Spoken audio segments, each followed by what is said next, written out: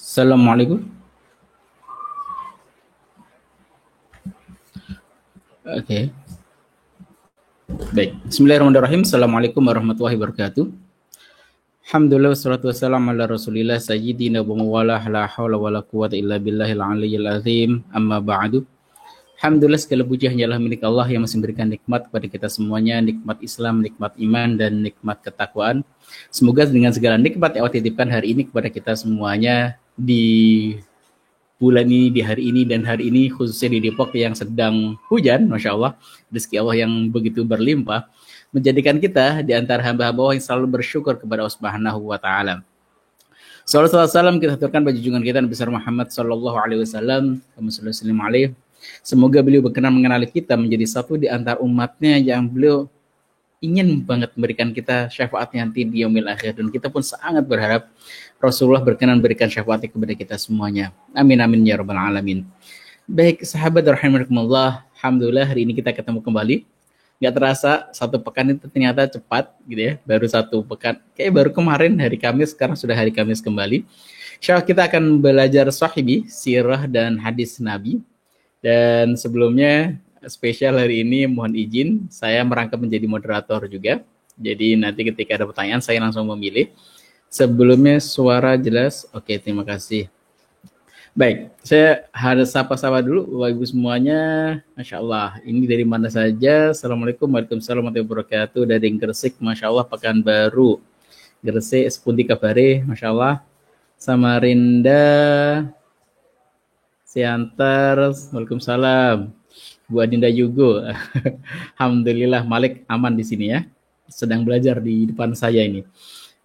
Wali santri. Baik, Bekasi hadir, Madura hadir. Semoga Madura selalu Allah jaga, dan hari ini Taiwan hadir juga gitu ya. Yang Madura semoga Allah selalu jaga yang sedang diuji dengan kenaikan Covid. Taiwan hadir, Masya Allah, Sintang, Tangerang, dan sebagainya. Baik, ayah bunda rahimakumullah, Bapak Ibu semuanya, hari ini kita membahas tentang landasan magnet rezeki. Landasan magnet rezeki dimulai dari sebuah keyakinan bahwa rezeki Allah itu begitu melimpah. Maka wajib Bapak Ibu harus membaca bukunya Ustaz Nasrullah, Satu Rahasia Magnet Rezeki. Dan yang kedua, salah satu yang wajib yang juga mega bestseller, Kajian Magnet Rezeki. Ini. Dan buku kajian magnet rezeki ini, 40 kajian rezeki yang sudah terbukti. Kalau kami wajibkan para guru-guru kami semua, ya memang pesantren Khorozikin, ya wajib harus belajar ilmu magnet rezeki juga. Wajib pastinya. Ini yang menjadi salah satu di antaranya sebagai pelengkap dari rahasia magnet rezeki, yaitu kajian magnet rezeki. Ini untuk membekali diri kita bahwa meyakini bahwa sesungguhnya rezeki yang Allah titipkan kepada kita itu begitu melimpah ruah, begitu banyak. Quote yang pertama ketika kita membuka buku ini, di tema pertama landasan magnet rezeki, kata Ustaz Nasrullah, rezeki itu seperti air bah, ia turun dari atas langit untuk semua manusia di bumi. Begitulah datangnya rezeki dari Allah. Jadi siapapun yang ada di bawahnya pasti akan mendapatkan rezeki dari Allah, pasti dan confirm. Nggak mungkin ketika kebanjiran, bro lagi banjir nih, oh ya saya kering-kering aja, berarti ada kemungkinan kita nggak kena airnya. Kenapa? Ada sesuatu di sana. Baik. Maka diperkuat oleh Ustaz Nasrullah, wajar suku min haitsu la yahtasib, ketika Allah memberikan rezeki kepada seorang hambanya, setiap kita semuanya itu nggak diduga-duga, dan jalur rezekinya itu banyak, dan kita nggak mungkin lah tuhsuha ketika sampai Allah nantangin seorang hamba gitu ya.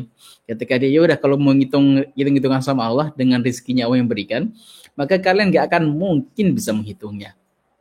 Maka kalau kita baru ngitung dari tubuh kita saja, dari wajah nih, ketika yang tampak di kita kan wajah nih, maka Masya Allah saya berpikirin gitu, saya ngebayangin kalau misalkan gigi kita ini selalu bertumbuh seperti tumbuhnya rambut, dan dia memanjang gitu kan, bagaimana itu? Gigi yang muncul saja, gigi apa itu namanya, gingsul ya, gingsul gitu yang muncul aja, ya Allah, itu jadi persoalan yang kita harus datang ke tempat rumah sehat, khususnya rumah sehat gigi gitu kan, untuk mencabutnya. Dan alhamdulillah Allah membuatnya rata, rapi. Kebayang kalau misalkan satu gigi ternyata lebih panjang daripada yang lainnya, ya Allah, itu kita udah Masya Allah bersyukur banget. Hari ini kalau misalkan kita merasakan gigi kita normal-normal saja, makan juga enak, maka bersyukurlah. Kenapa? Karena Allah tidak mencabut nikmat rezeki dari gigi kita. Kebayang kalau misalkan makanan enaknya luar biasa, tapi kok daruh kita sedang sakit gigi. maka yang terasa nggak akan jadi nikmat itu. Maka nikmat yang Allah berikan kepada kita, Masya Allah begitu banyak dan kita nggak mungkin bisa menghitungnya. Satu sisi yang lain bahwa perlu diingatkan kembali kenapa rezeki itu kita terima setiap harinya. Kadang kita jadi lupa bahwa rezeki yang Allah berikan itu sangat banyak gitu. Maka di sini Ustaz Nasrul menyampaikan kembali mulakan bahwa dalam ilmu manit rezeki dari seorang yang ingin menjadi pengamal ilmu manit rezeki dimulai dari rasa syukur. Bahwa sesungguhnya nikmat yang Allah berikan kepada kita semua itu banyaknya luar biasa, unlimited. Baik itu nikmat dalam segi kesehatan, nikmat dalam segi spiritual, atau nikmat mungkin kelimpahan harta. Kalau saya tanya di antara Bapak Ibu yang ada di sini, kalau misalkan kita punya persoalan yang banyak gitu kan, makanya kalau ditanya, lebih mana banyakkan persoalannya atau kebanyakan enaknya? Kalau misalkan di antara kita ada yang kurang sehat hari ini, lebih banyakkan mana? Sehatnya atau kurang sehatnya? Maka pasti kebanyakan dari kita menjawabnya, ya masih banyakkan sehatnya sih, Ustaz. Ya cuman ini sakit giginya luar biasa, Ustaz, celut-celut. Ya sudah, nikmatin dulu. Kalau misalkan yang sakit gigi kanan, yuk kita syukuri gigi yang kiri. Karena kita memahami satu hal, lain syakartum, lazidannakum. Jika kalian bersyukur gitu, lazidannakum. Allah akan tambahi nikmatnya. Jadi kalau misalkan kita syukur sakit gigi, kita lagi kurang sehat gigi sebelah kanan, maka kita syukuri gigi yang sebelah kiri. Kenapa? Itu yang sehat. Fokus kita yang sehat, bukan yang kurang sehat. Maka ketika kita fokus dengan yang sehat tadi itu, maka kita syukuri, alhamdulillah ya Allah, cuma sebelah kanan yang kurang sehat ya Allah, yang kiri masih sehat ya Allah, maka aku syukuri itu. Ketika disyukuri, maka Allah akan tambahkan nikmatnya. Kalau yang kini nikmatnya sehat kita rasakan, maka ditambahkan menjadi sampai ke area kanan. Maka fokus kita adalah fokus tentang kesyukuran, fokus tentang nikmat yang Allah titipkan. Dan saya ingin bahas sedikit ketika baca buku Ustaz Nasrullah ini, beliau menggambarkan bagaimana para sahabat, kita akan bahas tentang magnet rezeki atau sisi landasan magnet rezeki dari para sahabat, ketika mereka poin besar di dalam Islam gitu ya, yang disampaikan oleh baginda Rasulullah, khairun nasi anfa'hum linnas. Inilah poin dasar dari landasan ilmu magnet rezeki, yaitu sebaik-baik manusia adalah orang yang paling banyak manfaatnya bagi orang lain. Kalau nanti akan dijelaskan lebih detail di materi terumbu karang juga akan dijelaskan. Maka poin besar yang disampaikan di sini diberikan contoh oleh Ustaz Nasrullah tentang sahabat Utsman bin Affan. Siapa sih nggak kenal beliau? Kekayaannya sampai sekarang pun masih mengalir. Ada hotel yang di kota Madinah, kalau nggak salah namanya Hotel Ramada. Ketika sedang pembangunan di situ ada dipasang pelang gitu kan. Biasanya pelang itu menunjukkan kayak kita itu apa ya? Izin pembangunan gitu dipasang di situ. Ternyata di situ tertulis hotel sedang dibangun ulang, direnovasi ulang. Ini adalah hotel wakaf li Sayyidina Utsman bin Affan. Kebayang 1400 tahun yang lalu beliau hidup dan sampai sekarang hartanya masih terus mengalir. Keberkahan luar biasa. Kenapa fokus beliau tidak hanya ke dalam diri beliau, tapi fokus beliau adalah bagaimana memuliakan dan bahagiakan orang lain. Poin besar di situ. Tapi rezeki yang begitu melimpah ruah itu apakah mungkin tertutup? Sangat mungkin. Dengan apa? Dengan dosa-dosa kita. Maka ketika Allah memberikan ujian pada kita, yuk kita muhasabah diri. Oh mungkin karena dosa kita, gitu kan? Kita nggak bisa ini dan itu. Kita nggak bisa ini dan itu. Karena apa? Karena satu, yakinilah karena dosa kita.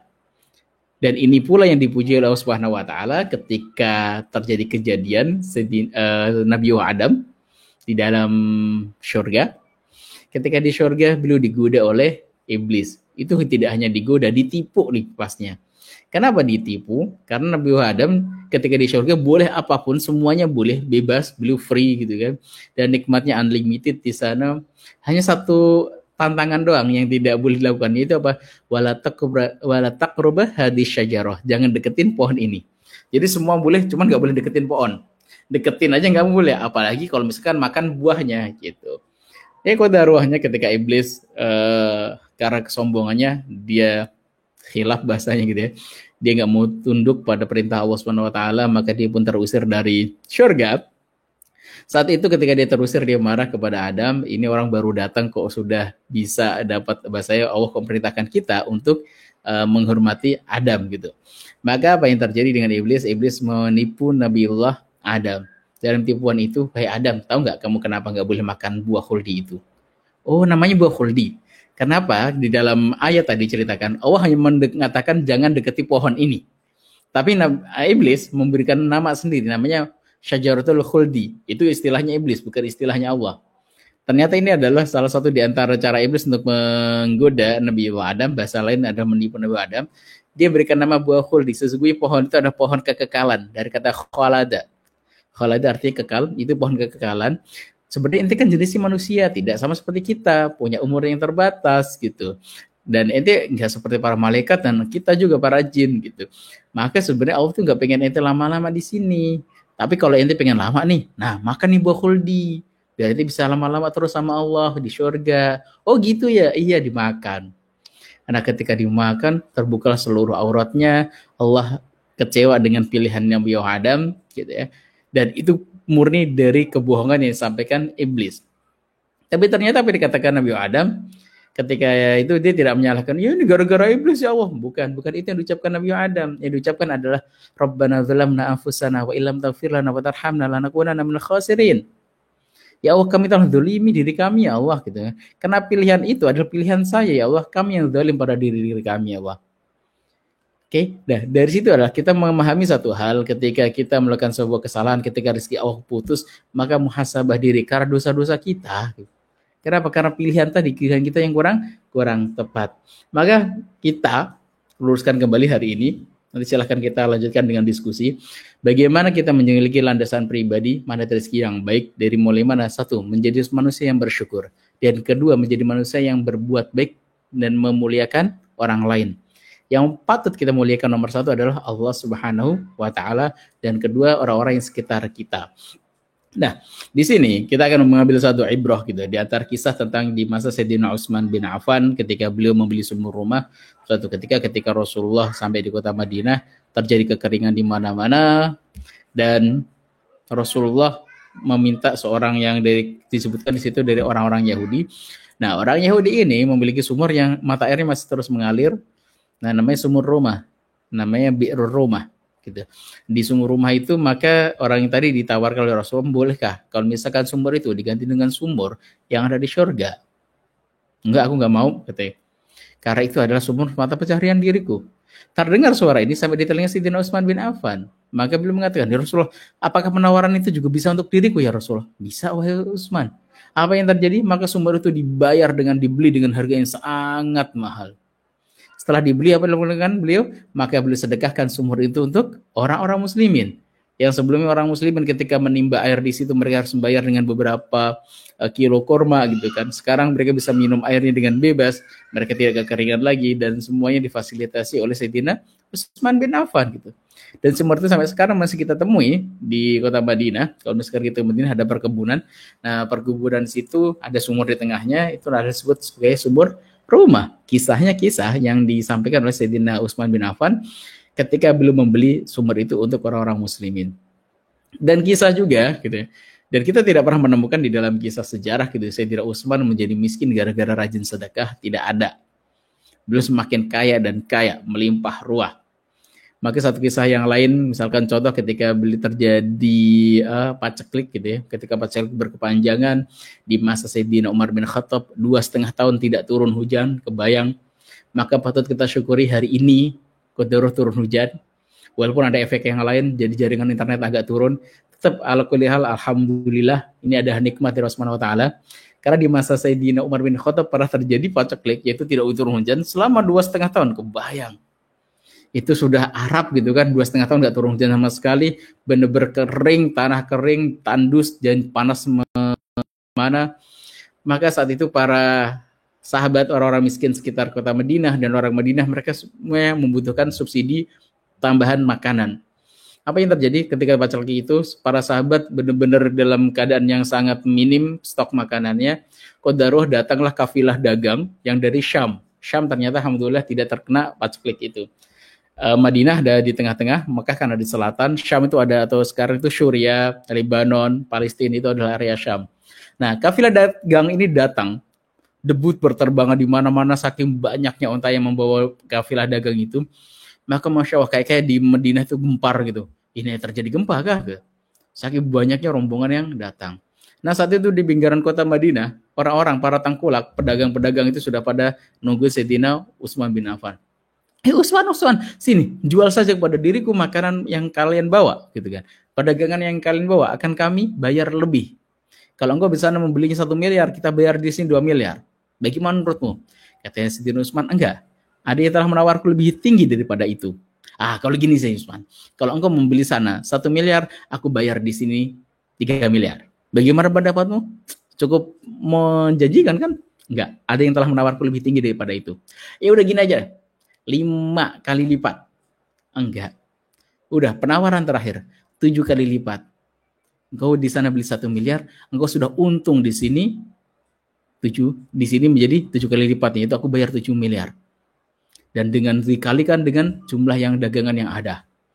Maka Sayyidina Utsman mengatakan, enggak, sudah ada yang menawarku lebih tinggi daripada itu. Maka para tengkulak kaget, siapa yang telah menawarmu lebih tinggi daripada itu? Itu udah keuntungan sangat besar, 7 kali lipat, 700% keuntungannya. Allah telah menawarnya. Maksudnya, aku sedekahkan semua harta-hartaku ini untuk di jalan Allah. Karena Allah bilang minimal dilipat gandakan sampai 10 kali lipat. Dan maksimalnya unlimited. Sampai disebutkan ada 700 kali lipat sampai unlimited gitu. Gitu. Saat itu beliau bisa menjadi orang yang jauh lebih kaya. Kalau misalkan saat itu ada majalah Forbes gitu kan, beliau mungkin akan menjadi orang kaya yang melejit hartanya. Kenapa? Di masa pandemi gitu kan, kodaruahnya belum memiliki, bahasa kita mungkin vaksin gitu. Vaksin yang sangat dibutuhkan semua orang pada jual dengan harga tinggi. Ternyata beliau ikhlaskan lillahi ta'ala gitu kan, hak paten dan sebagainya. Gitu. Ternyata kenapa? Yang dicari adalah tidak hanya gitu kan, kebanyaknya harta, yang dicari adalah bagaimana semakin Allah ridho dengan kita. Dan beliau memahami satu hal, bahwa ketika ingin dimuliakan Allah, maka memuliakan orang lain. Kalau bahasa yang paling mudah disampaikan oleh Ustaz Nasrullah ada itu gitu. Dan Masya Allah dibagikan pada orang miskin setidaknya beberapa bulan saat itu. Setelah itu mereka bisa makan lebih layak gitu. Dengan sedekahnya Sayyidina Utsman bin Affan. Dan sampai detik ini kita tidak pernah mendengarkan sebuah kisah sejarah gitu kan, bagaimana Sayyidina Utsman menjadi miskin gara-gara rajin sedekah. Lalu saat itu kan bisa jadi kaya saat itu. Iya gitu. Ya beliau udah kaya ya. Yang lebih kaya adalah kaya hatinya beliau gitu. Dan juga secara fisik beliau juga sangat-sangat kaya raya gitu, dengan apa yang dimiliki dan dengan apa yang beliau berikan. Maka poin penting adalah di dalam landasan menghadapi rezeki, yuk kita syukuri apapun yang Allah berikan. Dan rezekinya Allah itu sangat luas. Kalaupun misalkan hari ini rezeki kita Allah sedang tahan, maka yuk kita muhasabah diri. Bisa jadi karena dosa-dosa kita lah, kita yang memperisai diri kita. Gara-gara itu mungkin bisa jadi Allah tutup sebagian di antara rezeki yang harusnya kita terima. Baik, Bapak Ibu, silahkan kalau misalkan ada pertanyaan nanti kita coba sambil diskusikan. Poin besarnya di situ. Dan juga kita mengenal misalkan kisah-kisah sejarahnya lainnya tentang sahabat Khalid bin Walid gitu ya. Sahabat Abdurrahman bin Auf gitu. Ketika beliau sampai di kota Madinah, apa yang beliau lakukan? Beliau dari nol kembali loh. Ketika di Makkah beliau saudagar yang sangat kaya raya, sampai di kota Madinah beliau mulai dari nol kembali. Beliau tinggalkan seluruh hartanya. Bahkan saat itu beliau cuma cari pasar, ketika di pasar beliau lihat kira-kira apa yang bisa saya bantu untuk orang lain. Ternyata di kota Madinah paling banyak orang itu membutuhkan cangkul. Karena orang Madinah itu ada kotanya orang petani. Di Mekah nggak butuh cangkul. Kenapa? Di sana batunya keras-keras, dia nggak mungkin bisa bertani. Yang dibutuhkan di sana adalah perdagangan yang bisa dibutuhkan, itu kebutuhan sehari-hari, kebutuhan pokok dan sebagainya. Tapi kalau di Madinah ternyata yang paling banyak orang butuh cangkul, maka dicari pandai besi yang bagus di situ. Gimana Bapak pandai besi? Aku ambil beberapa barangmu dan aku akan jualkan. Dan beliau udah meneliti di mana pandai besi yang bagus, yang cangkulnya lebih kuat dan harganya lebih bersahabat. Maka beliau jual dengan tidak mengambil keuntungan yang berlebihan, ya secukupnya saja. Dalam waktu yang sangat pendek, beliau menjadi seorang saudagar kaya raya kembali. Masya Allah. Dimulai dari mana? Yuk kita mulai dulu dengan memuliakan orang lain. Apa yang mereka butuhkan, kita siapkan. Jadi dimulainya adalah bukan, aku bisa kaya dengan cara apa? Bukan itu. Aku bisa bantuin dengan orang dengan cara apa? Ketika kita sudah landasannya bisa bantu orang, maka disitulah bantuan Allah akan turun. Wallahu fi aunil abdi, maka na'abdu fi auni akhihi. Gitu. Maka Allah akan menolong seorang hamba ketika hamba itu menolong saudara-saudaranya. Baik, kita akan buka tanya jawab. Selamat berbuka puasa bagi yang saum. Masya Allah, barakallah yang sedang puasa. Mohon doakan kita semuanya. Baik, ini ada pertanyaan sedikit. Binti Fudiyah, bagaimana agar Allah ridho pada kita? Bagaimana agar Allah ridho pada kita? Maka Allah pernah menyampaikan, amalan yang paling Allah sukai adalah Bapak Ibu, itu adalah amalan-amalan wajib. Ketika kita melakukan amalan wajib, Allah sedang Allah itu adalah amalan yang paling yang disukai sama Allah. Jadi contohnya gini, kasih mohon maaf, ini bagian dari analogi. Misalkan gitu kan, saya sukanya itu dengan duren. Dan gitu kan, saya suka banget dengan durian misalkan gitu. Jadi kebayang dong kalau misalkan nanti ada orang pengen bertamu misalkan terus ngasih hadiah gitu, dia datang dari mana gitu ngasih bingkisan sebagainya. Pengen senengnya apa sih Ustadz ini kasihnya? Oh durian, bawain durian. Kalau kasih rambutan suka ya suka. Cuman kalau dikasih durian suruh milih mana yang bisa sukain, ya durian gitu kan. Nah di dalam ini ketika kita pendekati sama Allah, cara terbaik untuk mengajar ridha Allah adalah dengan melakukan amalan-amalan kewajiban. Sholat wajib kita 5 waktu, haji, puasa dan sebagainya, itu amalan-amalan wajib, itu adalah amalan yang paling Allah sukai. Dan hati-hati dengan sesuatu yang Allah nggak sukai. Apa? Seluruh yang diharamkan Allah paling nggak suka dengan hal itu. Bagi misalkan contohkan misalkan ada tetangga kita gitu, siapa saudara kita atau ayah kita gitu kan, misalkan paling suka durian tapi paling nggak suka dengan pete misalkan, maka kalau bisa pas datang kepada orang tua kita jangan bawa pete. Kalau pengen dapat ridhonya Allah, jangan bawa sesuatu yang Allah nggak sukain gitu.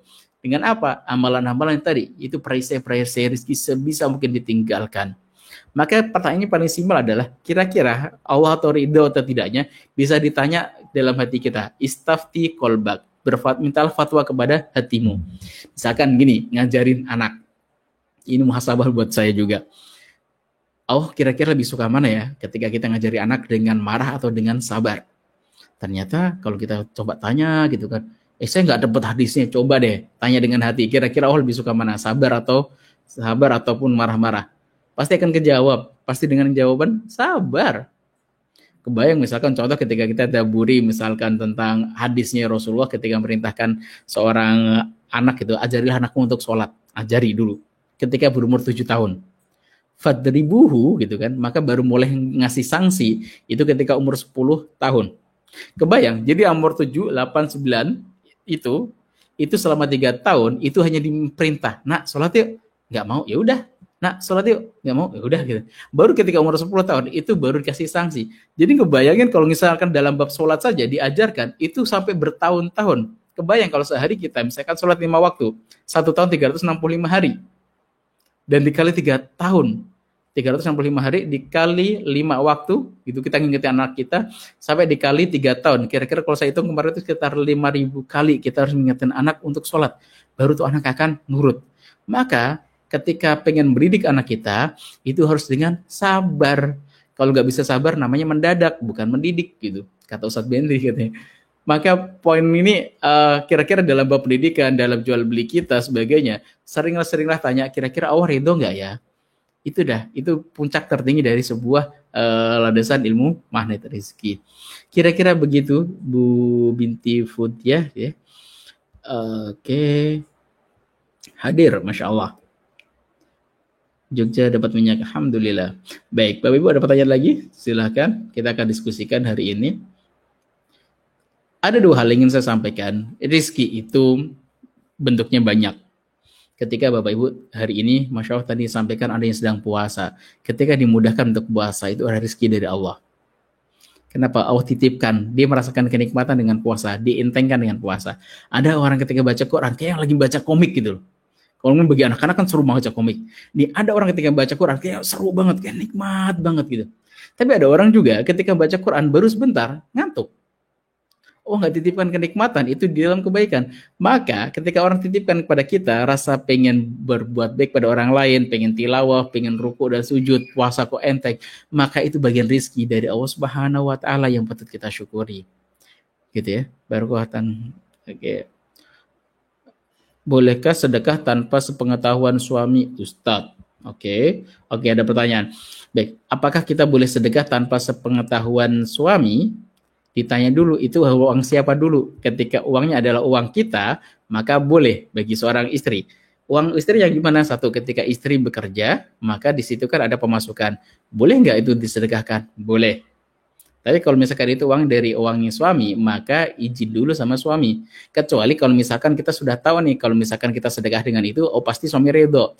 Misalkan kita sedang jalan-jalan, Memang uang kita adalah kita mengatur keuangan keluarga gitu kan, rezeki dari suami, gaji yang kita ngatur. Dan kita kira-kira sudah tahu nih kalau misalkan ada tukang minta-minta atau bayar parkir, sedekah kotak infak yang kira-kira kalau misalkan 10.000, 20.000 gitu ya, dan 100.000 misalkan kita masukkan ke situ, kira-kira kalau suami lihat, kita kan bisa baca tuh kira-kira ridho, maka itu sudah dimafu, dianggap sebagai sebuah al-adat al-muhakamah, kebiasaan itu bisa menjadi hukum. Biasanya kalau sedekah gini nggak apa-apa kok, ya udah jadi nggak apa-apa. Tapi kalau misalkan nominalnya kira-kira besar nih, bisa 10 juta atau belasan juta gitu ya, atau mungkin ratusan juta, yang kira-kira itu ada harta dari gajinya suami, maka sebisa mungkin itu wajib dengan izin gitu. Dan mungkin saya tambahkan sedikit, mungkin agak sedikit melebar ya. Kemarin ada pertanyaan, mungkin salah satu hadir juga di sini gitu ya. Ketika ibu ini bilang, saat saya dapat harta warisan dan saya juga bekerja, ketika keluar dari pekerjaan saya dapat bahasanya dapat uang apa sih namanya itu, uang apa ya? Pas ketika keluar dapat uang besar itu biasanya kan untuk modal kerja selanjutnya gitu. Maka saat itu ya Ustaz, uangnya dipakai untuk bangun apa namanya renovasi rumah, untuk beli kendaraan dan sebagainya, pendidikan anak-anak gitu dan sebagainya. Dan saya sebenarnya pengen banget untuk umroh gitu dengan harta saya sendiri gitu. Dan bagaimana saat gitu kalau misalkan case-nya seperti ini, kalau dalam case seperti itu Bu, oh iya, satu sisi belum punya amanah tapi amanah keluarga, yaitu dari tanggung jawab seorang suami, karena yang wajib menginfaki keluarga kan suami, bukan istri gitu ya. Maka saya jawab secara fikih ya boleh-boleh aja ibu berangkat umroh gitu kan, walaupun masih punya amanah, tapi kan amanah punya suami gitu. Secara kaidah fikih boleh. Kenapa? Itu uang ibu, misalkan uang dari, misalkan dulu suami pas nikah di mahar dikasihnya uang cukup besar gitu dan masih tertahan di masih ada di dalam apa namanya di rekening kita. Terus kita pengen gunakan, itu sah banget. Bahkan kalau suami mau mengambil itu minta izin wajib. Karena apa? Itu bukan haknya suami secara kaidah fikih. Tapi dalam kaidah adab gitu ya, dalam kaidah yang lebih tinggi lagi ya, ihsannya gitu ya, yang lebih baik adalah tetap yuk kalau misalkan dalam posisi yang kurang enak ya kita kurang enaknya sama-sama, qadarullah kok keluarga suami punya amanah yang cukup besar gitu, terus kita mau berangkat umroh kayak kurang ahsan deh, kurang baik. Nah, saya sampaikan kisah tentang Ibunda Khadijah gitu. Ketika terjadi persoalan di dalam keluarga, persoalan di dalam perjalanan dakwah Rasulullah, misalkan contoh tadi saya sampaikan ketika terjadi masa pemboikotan, Rasulullah diboikot selama 2,5 tahun, itu kan benar-benar harta tuh habis-habisan, ekonomi ambles-amblesnya gitu kan. Dan itu yang terjadi apa? Ibunda Khadijah mengeluarkan seluruh harta yang saldo yang dimilikinya untuk mensupport dakwah. Karena apa? Harta saat itu misalkan beli bakso yang biasanya cuman beli beras itu sekilo 10.000, 12.000 misalkan. Itu jadi 120.000, sejuta, harganya dinaikin semua orang-orang Quraisy. Tetap dibeli sama Ibunda Khadijah. Sampai harta beliau habis. Tapi Masya Allah gitu, beliau hartanya habis. Itu haknya sebenarnya haknya Ibunda Khadijah. Tapi tetap diberikan oleh Ibunda Khadijah kepada Rasulullah. Apa yang terjadi? Yang terjadi adalah Ibunda Khadijah adalah wanita yang paling dicintai Rasulullah. Sampai Ibunda Aisyah pernah menyampaikan, aku tidak pernah cemburu terhadap istri Rasulullah yang lainnya, kecuali terhadap Ibunda Khadijah. Tetapi aku tidak pernah melihatnya. Jadi nggak pernah ketemu dengan Ibunda Khadijah, tapi cemburu dengan Ibunda Khadijah. Kenapa? Rasulullah selalu menyebut-nyebut namanya. Kemana-mana belum bawa selendang Ibunda Khadijah. Kenangan terindah bersama Ibunda Khadijah. Sampai belum mengatakan, Roziaqtu habbah. Aku dianugerahkan. Kayak cinta terhadap Khadijah itu, Ibunda Khadijah, itu udah terinstal otomatis dalam hati kita. Di hatinya Rasulullah SAW. Maka dalam case ini, ketika ingin sedekah tadi, Bu, walaupun misalkan itu haknya atau uangnya uang ibu, ahsannya agar semakin harmonis dalam keluarga, sampai ibu dalam satu titik saya selevel dengan Ibunda Khadijah dengan Rasulullah gitu ya, maka lebih ahsannya yuk ngobrolin dulu dengan suami.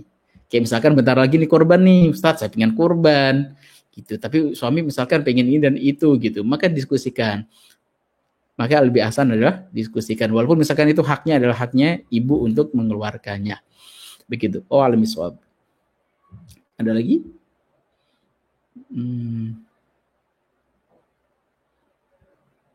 Ustadz, bagaimana kita tahu kalau dosa kita diampuni?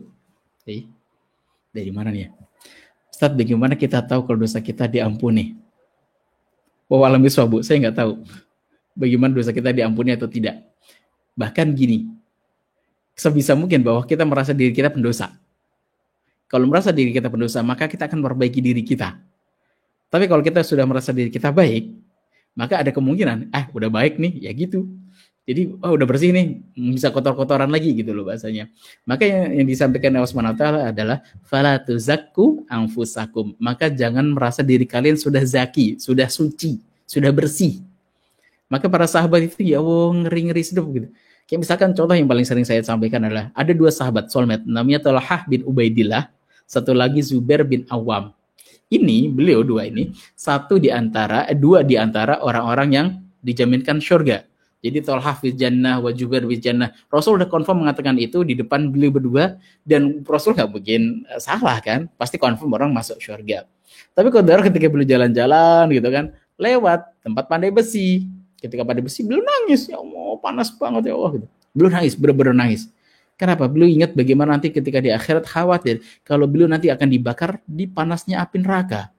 Api bumi aja panasnya kayak gitu, apalagi api neraka jauh lebih lipat-lipat panasnya.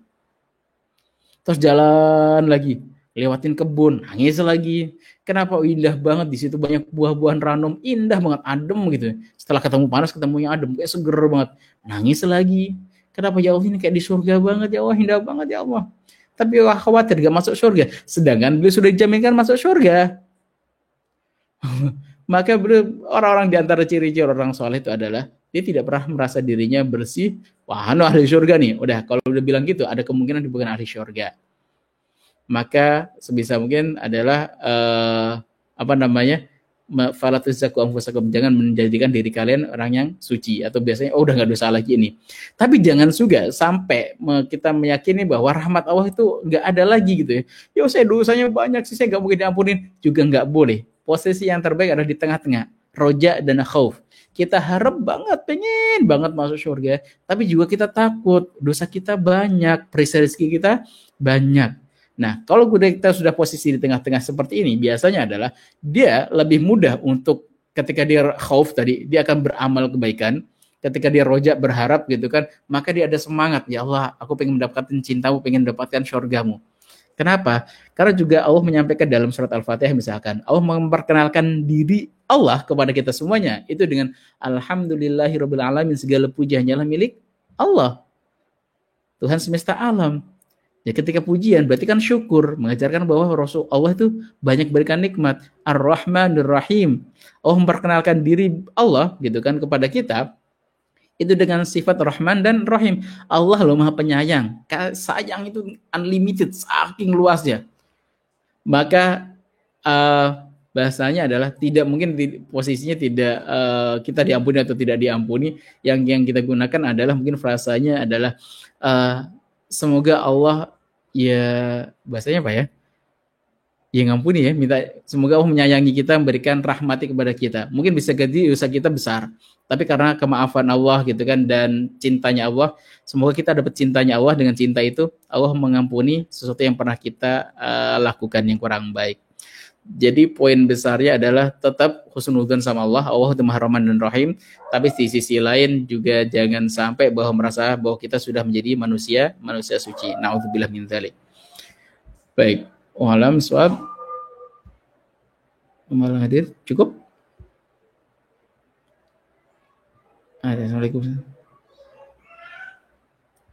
Baik. Ini ada pertanyaan, Anyar Apartemen Marbella.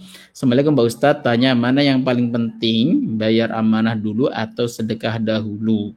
Dilihat dulu Bapak, kalau misalkan memang kita punya amanah modal untuk misalkan pembangunan apartemen sebagainya, itu kan miliaran ya, ratusan miliar gitu kan. Nah, nanti tidak mungkin diapple-kan dibandingkan dengan misalkan sedekah kepada kotak masjid yang 10.000 atau 11 atau mungkin 50.000 gitu ya.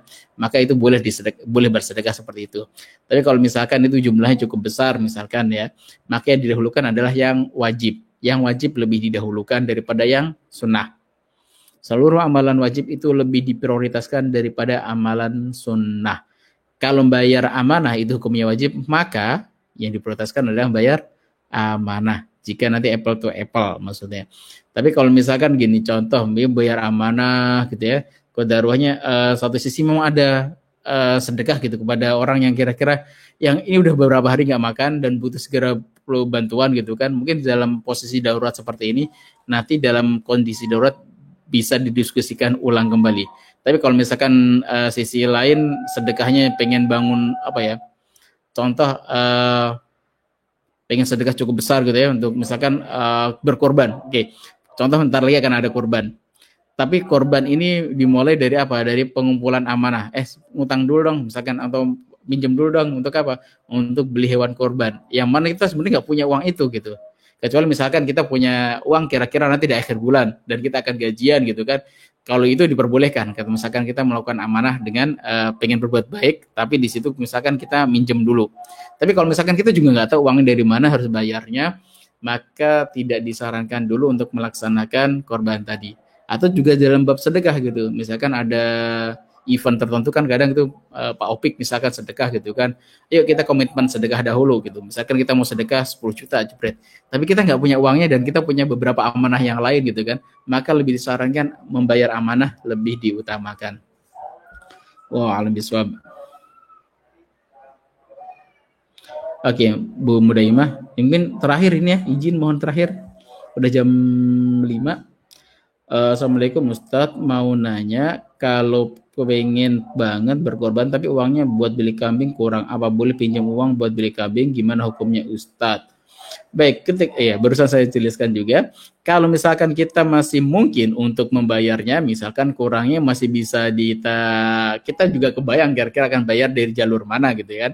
Misalkan ada ada gajian tiap bulan, terus nanti biasanya mungkin kita di kerjaan kita ada bonus dan sebagainya, dan kita mungkin bisa jadi bisa membayarnya, maka itu diperbolehkan. Tapi kalau misalkan kita nggak punya stoknya gitu kan, kita nggak tahu jalur rezekinya dari mana, maka biasanya ditahan dahulu. Tapi adalah kalau misalkan benar-benar dia akan menjadi prioritas kita gitu kan. Saya kebayang ketika beberapa tahun yang lalu gitu kan, nenek-nenek pemulung gitu, dulu saking cintanya pengen banget berkorban, masya Allah gitu ya. Itu jadi dia mampu berkorban gitu. Sedangkan kita bahasa yang punya gajian tiap bulan dan sebagainya, secara standar ekonomi mungkin kita jauh lebih baik. Ternyata kok belum mampu, maka jadi pertanyaan gitu. Yang lebih poinnya adalah sebenarnya mampu atau tidak mampu nanti dari diri kita. Kita pengen insya Allah akan mudahkan. Semoga Allah mudahkan Ibu. Jadi kalau untuk minjemnya nanti dicek dulu. Kalau misalkan kita kira-kira tahu bisa bayarnya, jalurnya dari mana, itu diperkenankan. Tapi kalau misalkan kita untuk makan dan sebagainya juga masih pas-pasan, maka sebisa mungkin prioritasnya tidak sampai berhutang. Termasuk kami juga termasuk orang yang berpikir bahwa ketika haji, ya haji itu wajib bagi orang yang mampu. Lah kok di Indonesia sekarang haji dimulai dari membuat amanah, maka tidak bagus. Cicilan haji dan sebagainya. Kalau mau nabung haji dahulu, baru berangkat gitu sebagainya. Kecuali misalkan kita ngebayangin nih, cuman belum kumpul saat saya kebayang nih beberapa tahun lagi, oke, dana ini saya dapatnya jalur ini gitu ya. Cuman sekarang belum kumpul dan antrian udah semakin panjang. Itu masih bisa mungkin bisa dimasukkan dalam diperbolehkan. Tapi tidak dimulai dari bahwa kita nggak mampu terus kita maksakan diri gitu kan. Jadi setelah nanti berkorban, jadi kita punya amanah dan kita nggak tahu cara bayarnya lagi, bahkan itu jadi kurang yang bagus gitu, sesuatu yang kurang bagus. Yang baik dimulai dari yang baik pula, begitu ya. Ini masih ada beberapa pertanyaan. Baik, terakhir benar Nani, Bu Nani ya. Pak Ustadz mau nanya lebih dulu mana membayar amanah suami yang meninggal atau menafkahi anak-anak. Kalau masih ada nafkahi darurat dulu Ibu, yang kondisinya ya ini poinnya gimana ya? Kalau poinnya adalah benar-benar gak ada pilihan sama sekali gitu kan. Kalau misalkan nanti kita bayar amanah gitu kan, benar kita gak bisa nafkahi anak sama sekali, maka ya nafkahi anak. Kenapa? Menjaga jiwa manusia itu penting gitu.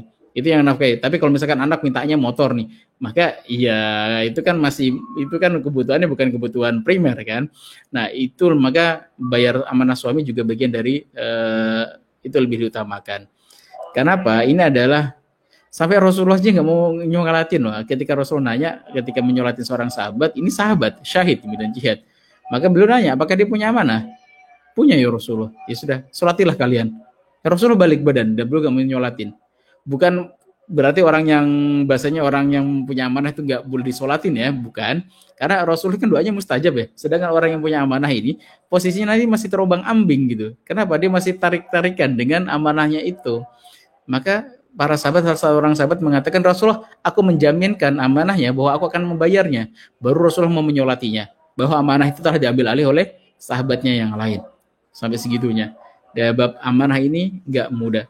Maka sebisa mungkin teman-teman jangan masuk dalam area amanah ini. Sebisa mungkin.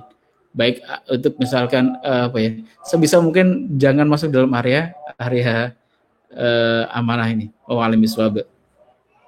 Baik, mohon izin pada pertanyaan yang sudah masuk, mohon izin karena sudah cukup waktunya sudah cukup lewat gitu ya.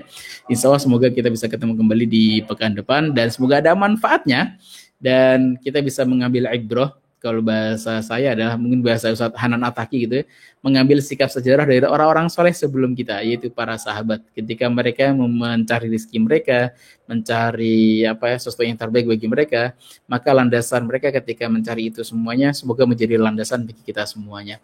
Baik, saja mungkin sampaikan. Waalaikumsalam. Assalamualaikum warahmatullahi wabarakatuh.